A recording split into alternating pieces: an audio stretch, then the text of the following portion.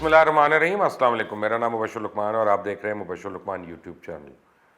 فلسطین میں اسرائیل کی اشتعال انگیزیاں جو ہیں وہ بڑھ گئی ہیں, زیادہ ہی بڑھ گئی ہیں. اور دکھ کیا, مجھے تو غصہ آتا ہے اس بات کا. بھی میں اپنی ٹیم سے بات کر رہا تھا تو مجھے اس میں غصہ تھا کہ ہم لوگ صرف مذمتی بیان دے رہے ہیں. یعنی ہم میں سے کوئی اس سے زیادہ کسی کی ہمت نہیں ہے کہ اس سے زیادہ کچھ کرے. اب اس کی کیا کیا وجہ ہے, کیا کیا پرابلمز ہے, وہ تو مجھے نہیں پتا. لیکن مجھے اتنا پتہ ہے کہ 4 یا 5 ملین لوگ جو ہیں یا 50 لاکھ لوگ جو ہیں, انہوں نے 1.5 بلین مسلمانوں کو کارنر کر کے رکھا ہوا ہے اور مسلمان سوچ میں ہیں. اس کی ایک وجہ یہ ہے کہ مسلمان ایک ہے ہی نہیں. اس کی دوسری وجہ یہ ہے کہ مسلمان دوسرے کو خود بھی مسلمان نہیں سمجھتا, پتہ نہیں. تبھی تو ہماری انٹرفیتھ ہارمنی کی باتیں ہوتی ہیں. ہمارے آپس میں شیعہ سنی قتل ہوتے رہتے ہیں, اور مسالک کے لوگ بھی قتل ہوتے رہتے ہیں, کیونکہ واقعی ہم اپنی طرف سے نہیں سمجھ رہے ہوتے نا, تبھی ہم یہ کرتے ہیں. اب تیسری بات یہ کہ کیا یہ کبھی وہ لوگ رک جائیں گے کہ نہیں رکیں گے؟ تو جواب اس کا یہ ہے کہ وہ نہیں رکیں گے, اور ان کی شروعات ہو چکی ہے. اور اس کی ایک بڑی لمبی کڑی ہے, اس کو آپ سمجھنے کی ضرورت ہے کہ ہم تورات پہ تو یقین رکھتے ہیں, اور ہم یہ بھی یقین رکھتے ہیں کہ تورات اللہ کی کتاب ہے جو موسیٰ علیہ السلام پہ اتاری گئی. لیکن ہمیں یہ بھی ہے کہ جتنی بھی آسمانی کتابیں آئی تھیں ان میں لوگوں نے تبدیلیاں کی تھیں, تبھی قرآن پاک کو نازل کیا گیا اور اللہ نے اس کے اوپر مہر لگائی کہ یہی صحیح کتاب ہے اور اس کے اوپر عمل کرنا ہے. لیکن جب آپ پہلے یہود کو دیکھتے ہیں, آپ ادھر جا کے ان کو دیکھتے ہیں, تو وہ اپنی تورات پہ جیسی بھی ہے وہ اس کے اوپر پوری طرح عمل کرتے ہیں. اب آپ کو اس کی 2 ایگزامپلز دیتا ہوں کہ جب سے اسرائیل بنا تب سے ابھی تک ہفتے کے دن وہاں پہ گاڑی نہیں چلتی اور وہاں پہ جہاز نہیں اڑاتے. وہ جو ان کی کمرشل ایئر لائنز ہیں ان کے بھی جہاز نہیں سیٹرڈے کو اڑتے, کیونکہ سبت ہے ان کا, اس دن انہیں آگ نہیں لگانی. اور یہ انجن جب ہم کرتے ہیں, اگنیشن کرتے ہیں, تو وہ سپارک ہوتا ہے, تو اس لیے وہ نہیں کرتے. پورے آپ کو وہاں پہ کہیں پہ آپ کو لفٹس نہیں ملیں گی جو پتہ چلا ہے ہمیں کہ جو چلتی ہوں وہ آٹو پہ رہتی ہیں. میں نے نیو یارک میں ایک جگہ دیکھی, لانگ آئلینڈ کے پاس ایک جگہ ہے جہاں پہ بالکل یہودی رہتے ہیں, صرف ان کی آبادی ہے وہاں پہ. تو سیٹرڈے کے دن کوئی گاڑی میں نہیں بیٹھتا, نہ کوئی گاڑی چلاتا ہے, پیدل چلتے ہیں یا سائیکل پہ جاتے ہیں. اور اس کے بعد ہر بلڈنگ میں جو ایلیویٹرز ہیں, جو لفٹس ہیں, وہ انہوں نے پروگرام کی ہوئی ہیں, پری پروگرام کی ہوئی ہیں کہ خود ہر فلور پہ لفٹ رکتی ہے, دروازے کھل جاتے ہیں, وہ نہیں ہاتھ لگاتے کہ جی ہم نے نہیں اس کو ہاتھ لگانا. یعنی آج کے دن بھی ہمیں تو ہنسی آئے گی اس بات پہ, لیکن وہ اس پہ پوری طرح عمل کر رہے ہیں.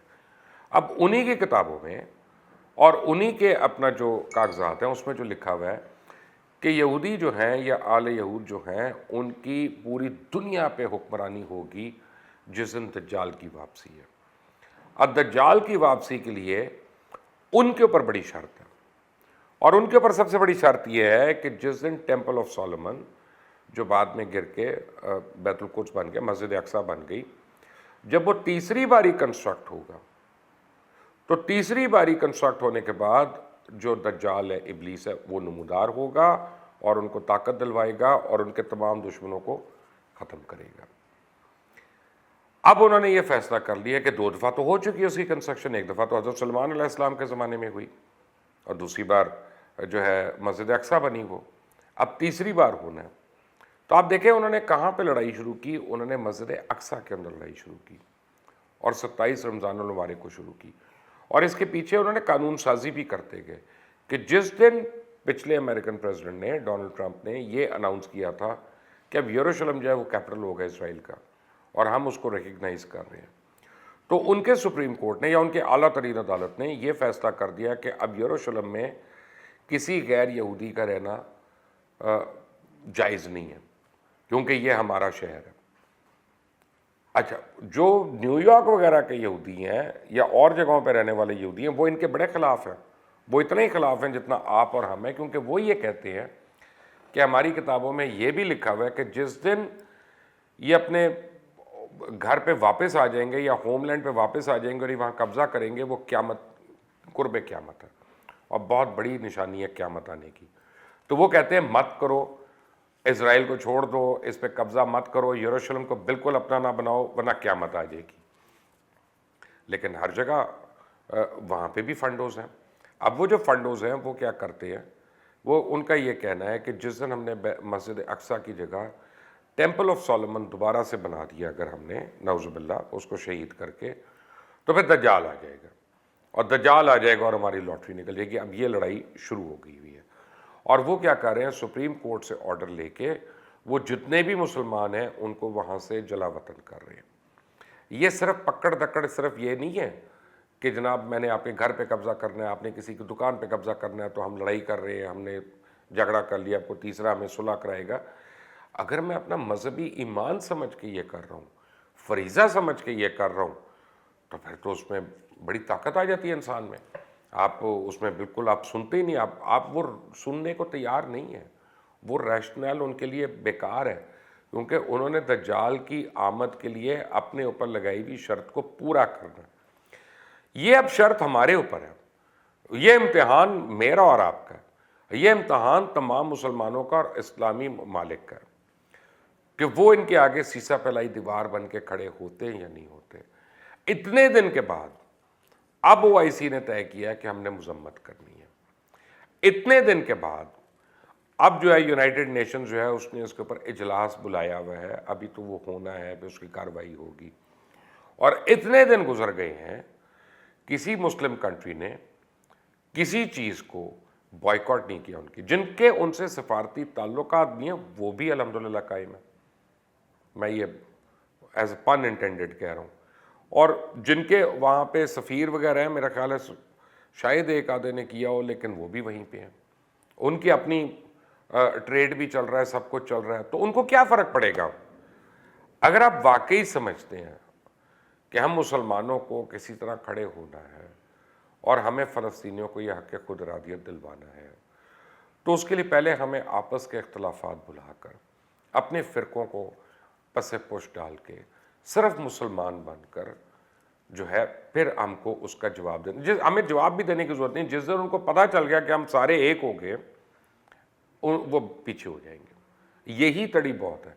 وہ قرآن پاک میں ہے کہ وَاعْتَصِمُوا بِحَبْلِ اللَّهِ جَمِيعًا وَلَا تَفَرَّقُوا, کہ اللہ کی رسی کو مضبوطی سے تھام کے رکھو اور آپس میں تفرقہ نہ ڈالو. جو چیز قرآن پاک میں آ گئی وہ تو صحیح ہوگی, وہ تو قیامت تک غلط نہیں ہو سکتی. یہ تو ہمارا ایمان ہے. تو پھر ہم کیوں تفرقہ ڈال کے بیٹھے ہوئے ہیں. یہاں پہ میرا اسلام فرق ہے, میں ایران میں کسی دوست کے بات کروں گا اس کا اسلام فرق ہوگا میرے سے, میں سعودی عربیہ کی بات کروں گا وہ اس کی اور میری جو ہے وہ فرق آ جائے گا, پھر کہیں اور یہ تمام فرقوں کو ختم کرنا ہوگا. ان تمام بنیادی فرق جو ہے یا ہمارے جو آپس کے اختلافات ہیں ان کو ہمیں پس پش ڈالنا پڑے گا. اب سوال یہ کہ میرے پاس کسی نے ٹویٹ ایک بھیجی ایک منسٹر صاحب کی, کہ ان کا کہ جی ابھی تک پتھر کیوں مار رہے ہیں فلسطینی جو ہیں. اور وہ یعنی پتہ نہیں, مجھے نہیں پتا کہ انہوں نے مذاق میں کہا کہ انہیں دانستہ طور پہ, کیونکہ ان سے بے وقوفیوں کی امید ہے مجھے, PTI کے بہت سے وزیروں سے بے وقوفیوں کی امید ہے, وہ کرتے رہتے ہیں, تو بے وقوفی میں کہا. تو ان کو میں یہ بتا دوں کہ بھائی جان آپ کی غلط فہمی ہے, فلسطینیوں میں حوصلہ کم نہیں. دنیا کا سب سے پہلا سوسائڈ بمبر جو ہے وہ فلسطین سے ہی نکلا تھا, اور فلسطین میں سب سے زیادہ خواتین نے آج تک سوسائڈ بمبنگ کی ہے. تو آپ کی اور ہماری خواتین تو سوچ نہیں سکتی. تو وہاں کسی طرح ہمت کی کمی نہیں ہے, وہاں پہ کسی طرح بہادری کی کمی نہیں ہے. کمی ہے تو وسائل کی کمی ہے, کمی ہے تو ان کو امداد کی کمی ہے, کمی ہے تو کھانے پینے کے, ان کو تو کبھی کاروبار بھی نہیں کرنے دیتا کوئی, ان کو تو کھیتی باڑی نہیں کرنے دیتے. وہ فصل لگاتے ہیں تو اوپر سے مہینے کے بعد بمباری شروع ہو جاتی ہے, بندے بھی مر جاتے ہیں, فصلیں بھی مر جاتی ہیں. یہ کمی ہے ان کو اور کسی چیز کی کمی نہیں ہے.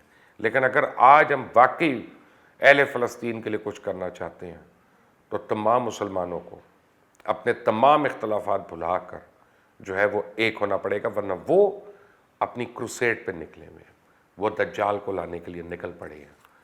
آپ نے اس کے درمیان سیسا پلائی دیوار بننا ہے, اس کا جواب آپ ہی دیں گے مجھے کامنٹس میں. پھر اس کے بعد میں آپ کو اس کی تفصیل بھی بتاؤں گا کہ ایکچولی ہو کیا رہا ہے وہاں پہ. Until the next time, Allah.